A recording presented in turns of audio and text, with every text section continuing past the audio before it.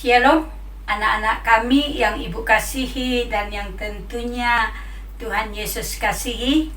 Kita bersyukur kepada Tuhan untuk kesempatan yang Tuhan anugerahkan bagi kita. Kita boleh datang kepada Tuhan untuk beribadah dengan leluasa. Di berbagai belahan bumi ada orang-orang yang tidak punya kesempatan seperti kita. Jangankan untuk beribadah, ketahuan mereka memiliki iman kepercayaan kepada Tuhan saja, mereka sudah mendapat ancaman. Untuk itu kita bersyukur untuk anugerah yang Tuhan berikan bagi kita. Dan pada saat ini Ibu mengajak kita untuk menyanyikan satu lagu, Ada Satu Sobatku Yang Setia.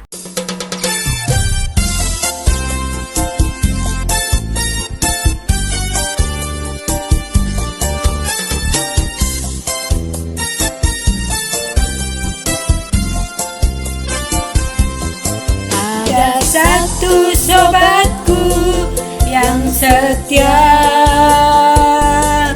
tak pernah dia tinggalkan diriku. Di waktu aku susah, waktuku sendirian, dia selalu menemani diriku. Apa namanya? Namanya Yesus, namanya Yesus, nama Yesus yang menghibur hatiku. Namanya Yesus, namanya Yesus, nama Yesus yang menghibur hatiku. Ada satu sobatku yang setia, tak pernah dia tinggalkan diriku. Di waktu aku susah, waktuku sendirian, dia selalu menemani diriku. Namanya Yesus, namanya Yesus, nama Yesus yang menghibur hatiku. Namanya Yesus, namanya Yesus, nama Yesus yang menghibur hatiku. Mari kita berdoa. Bapa di surga, kami bersyukur kepadamu ya Tuhan, atas kasih-Mu dalam kehidupan kami. Pada saat ini kami boleh datang kepada Tuhan. Kami menyembah Tuhan dan mau mendengarkan sebagian daripada firman-Mu. Tuhan, kiranya Engkau menolong kami, mengajari kami, sehingga firman-Mu boleh menuntun kami mengenal Tuhan, mengenal jalan-jalan Tuhan, untuk kami dapat hidup seturut dengan kehendak Tuhan. Terima kasih Tuhan, berkatilah kami, berkatilah hamba-Mu yang akan menyampaikan firman-Mu. Di dalam nama Tuhan Yesus, Juru Selamat kami yang hidup, kami berdoa dan mengucap syukur. Amin. Kita akan melanjutkan pembacaan firman Tuhan yang menjadi renungan bagi kita di dalam kebaktian siswa, dari Yosua 18 sampai Yosua 19.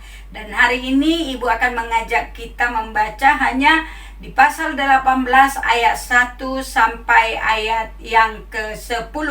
Ibu akan membaca dari tempat Ibu, dan Ibu akan mengajak anak-anak kami semua di tempat masing-masing boleh mengikutinya untuk membacakannya.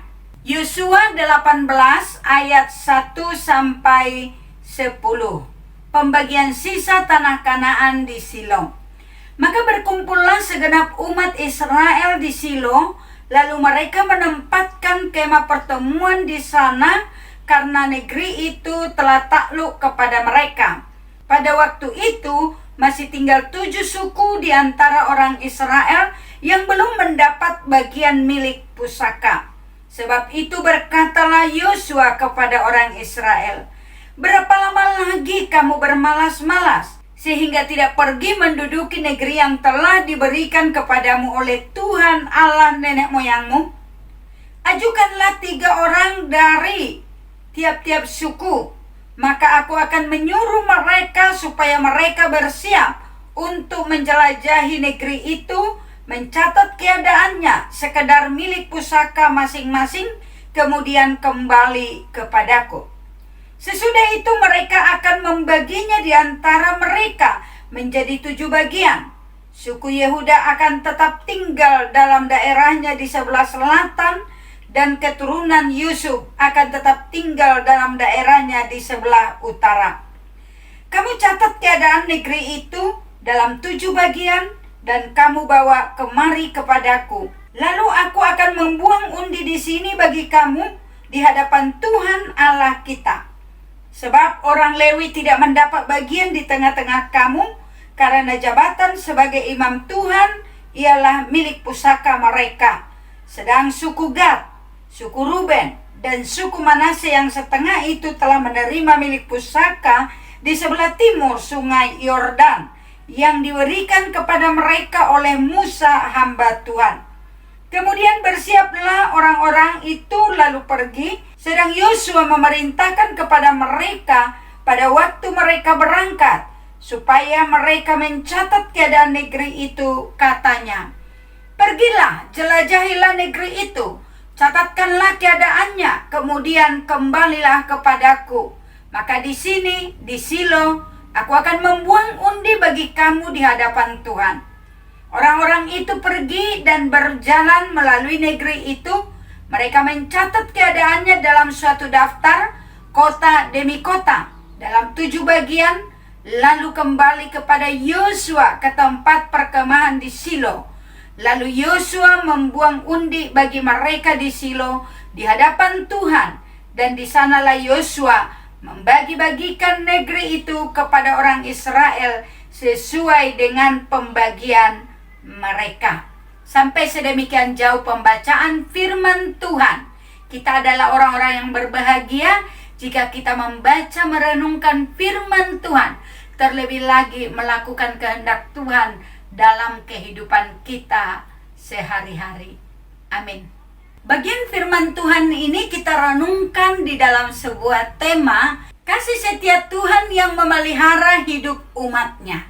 Anak-anak, kami sudah belajar dari kitab Yosua ini bagaimana kasih setia dan pemeliharaan Tuhan yang nyata dalam kehidupan umat Israel. Bagaimana mereka telah diseberangkan melalui sungai Yordan, masuk ke tanah Kanaan, dan menaklukkan beberapa bagian dari negeri itu. Jelas kita dapati bahwa memang yang Allah janjikan adalah bahwa mereka akan memiliki negeri itu, dan setiap mereka akan memiliki milik pusaka masing-masing. Nah, kalau kita melihat di dalam Yosua 10, di sana kita dapati bagaimana bangsa Israel telah menaklukkan daerah selatan dari negeri itu. Dan kita dapati di dalam bagian ini bahwa itu ditetapkan menjadi bagian dari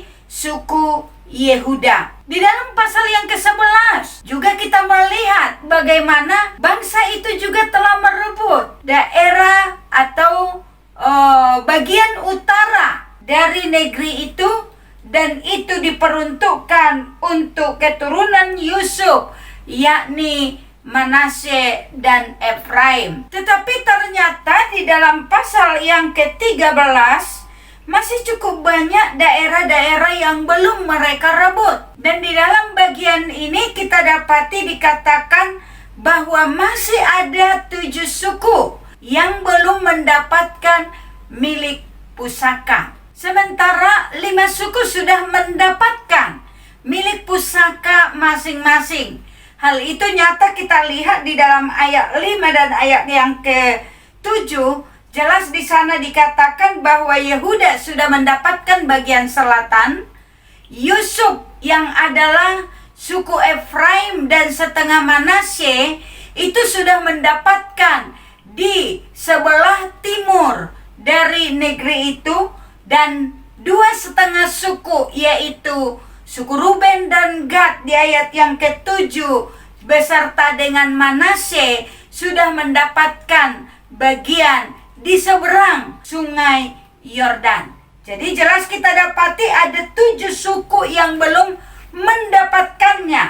Nah, kalau kita melihat di dalam bagian-bagian selanjutnya dari pasal 18 sampai 19 ini, 7 suku yang belum mendapat bagian itu. Yang pertama Benyamin, yang kedua Simeon, yang ketiga Zebulon, yang keempat Isakar, kelima Asher, keenam Naftali, ketujuh suku Dan. Mereka belum memilikinya. Dan kita dapati di dalam bagian ini bagaimana Yosua bertanya kepada mereka, "Berapa lama lagi kamu bermalas-malas sehingga tidak pergi menduduki negeri yang telah diberikan kepadamu oleh Tuhan Allah nenek moyangmu?" Dan kalau kita menelusuri, melihat ke belakang, sebenarnya bagaimana Allah telah menjanjikan akan memberikan seluruh negeri itu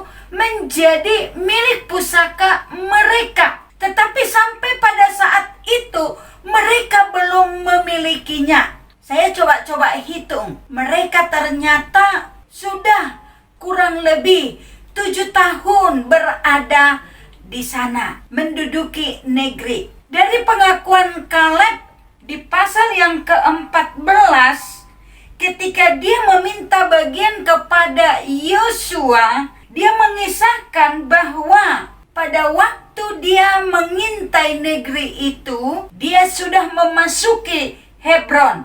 Pada waktu itu usianya 40 tahun. Dan saat itu dia sudah berumur 85 tahun. Dan peristiwa ketika mereka pulang dari mengintai itu adalah peristiwa di mana mereka pada akhirnya Tuhan hukum. Tuhan tambahkan mereka berputar-putar di padang gurun itu selama 38 tahun lagi, supaya genap mereka berada di padang gurun 40 tahun.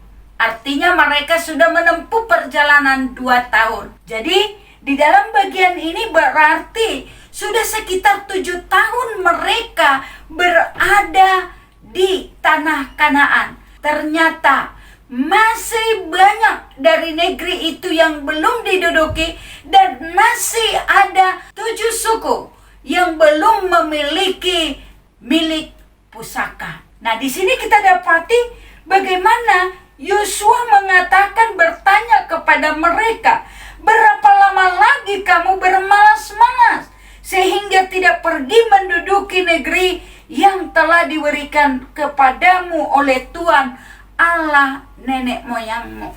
Yosua menegur mereka. Di sini dikatakan mereka bermalas-malasan. Mereka tidak pergi menduduki negeri itu sebagaimana Tuhan inginkan. Kita nggak tahu apa yang menjadi alasan mereka untuk tidak merebut. Dan kita tidak mau berspekulasi dengan hal itu. Karena memang bagian ini tidak mengatakan, hanya dikatakan mereka bermalas-malasan. Nah, tetapi kita dapati di dalam bagian ini bagaimana Tuhan beranugerah, yaitu bagaimana mereka diberikan jalan keluar melalui Yosua dengan mengatur bagaimana mereka harus pergi. Diambil dari tiap-tiap suku 3 orang. Lalu mereka disuruh pergi untuk menjelajah negeri itu. Di ayat 6 dikatakan, "Kamu catat keadaan negeri itu dalam 7 bagian, dan kamu bawa kemari kepadaku. Lalu aku akan membuang undi di sini bagi kamu di hadapan Tuhan Allah." Nah, kita dapati di dalam bagian ini bagaimana Tuhan tetap mendorong mereka dan memberikan jalan keluar bagi mereka, memakai Yosua untuk pada akhirnya menggenapi akan rencana Allah dalam hidup mereka, untuk mereka dapat memiliki milik pusaka.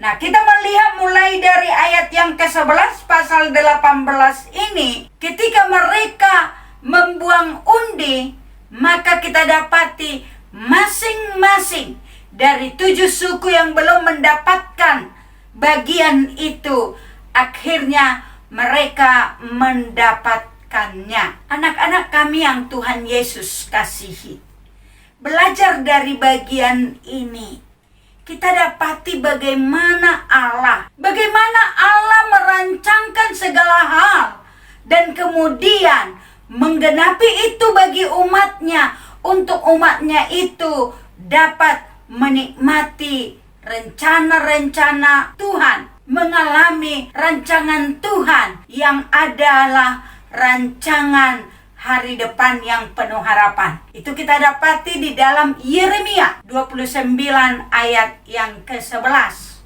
Sedemikian halnya juga dalam kehidupan kita sebagai umat Allah. Pada zaman sekarang ini, kita telah dijadikan oleh Allah menjadi umatnya, menjadi miliknya.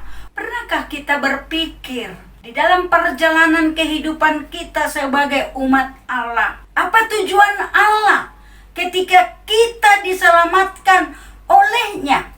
Dan kita dapati penyelamatan yang Allah kerjakan bagi kehidupan kita agar kita dapat menjadi umat dan milik kepunyaannya, itu adalah dengan kematian. Melalui kematian Yesus Kristus di atas kayu salib. Satu pengorbanan yang tidak kecil, tetapi suatu yang luar biasa, agar kita menjadi milik Allah.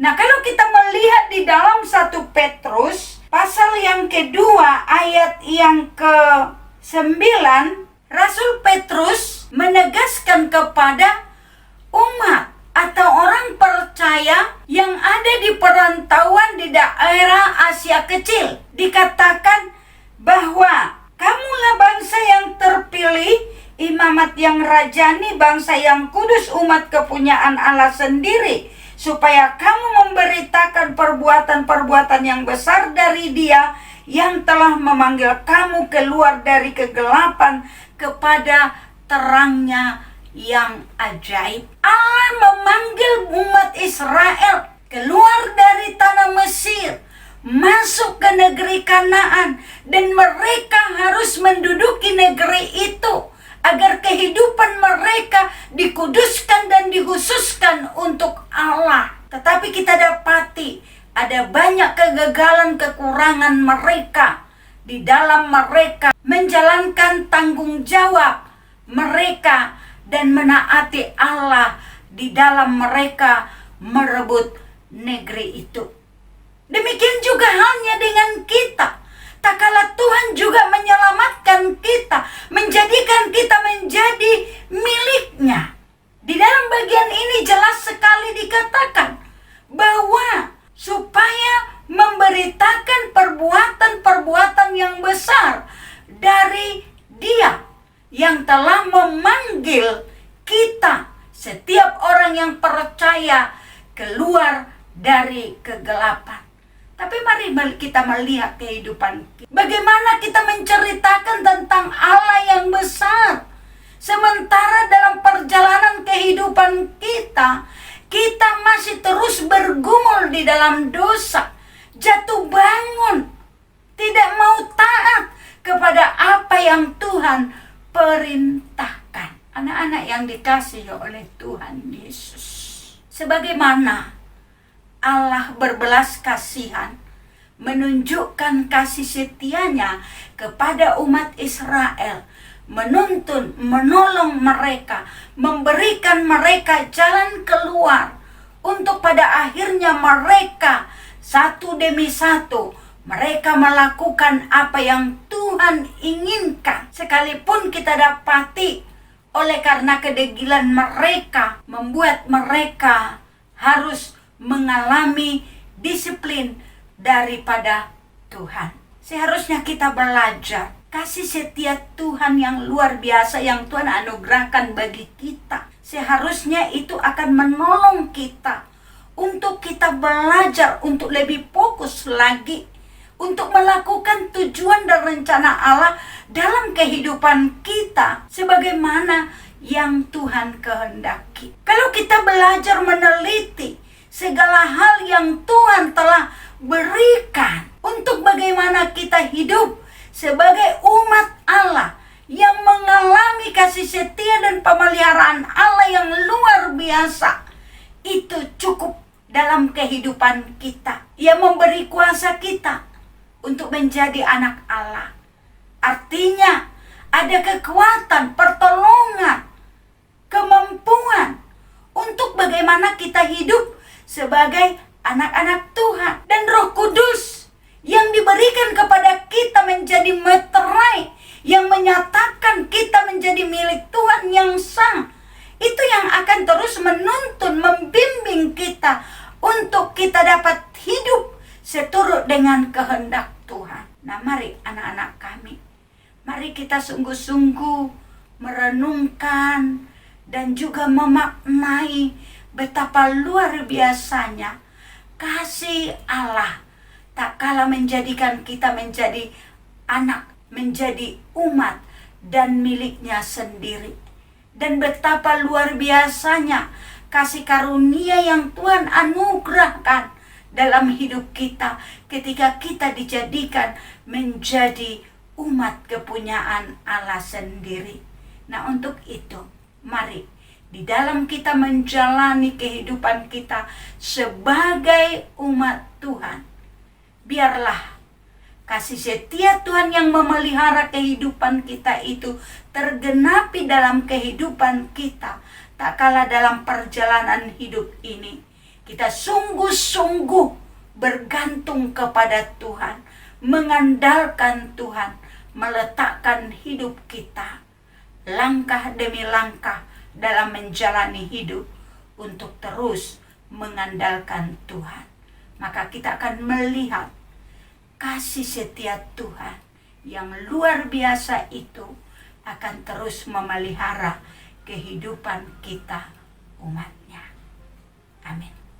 Mari kita berdoa. Tuhan, terima kasih kami ucapkan kepadamu untuk firman-Mu yang sudah kami baca dan renungkan.